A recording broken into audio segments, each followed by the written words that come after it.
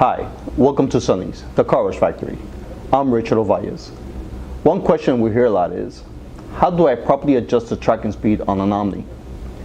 Adjusting the tracking speed on the Omnis will keep the baskets following the vehicle through the Omni arch. We are looking for the Omni's high pressure streams to overlap each other while the basket follows the vehicle. First, make sure that all the components that are needed are working by doing the following. Activating the cylinders through the mag valve to make sure they change the position of the baskets. Manually overriding the pump station through the controller to ensure the manifolds oscillate. Manually activating the high pressure pump station for each manifold and ensure that they operate properly and there are no leaks.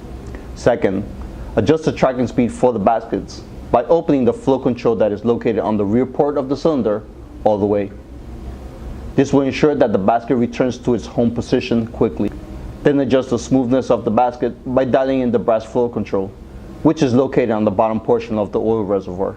The brass flow controls are numbered and color coded. Once you are done with one side, you can match the settings over to the other. Using lubricants like WD-40 or any similar products on your mag valves and or FRLs will void the manufacturer's warranty. Please make sure to use a non-detergent SOVG32 oil or something similar to add to your FRL's lubricator bowl.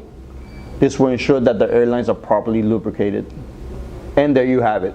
That's how you properly adjust the tracking speed on an Omni. Thanks for watching. For more frequently asked car wash operation questions, visit us at www.sonnysdirect.com/FAQ.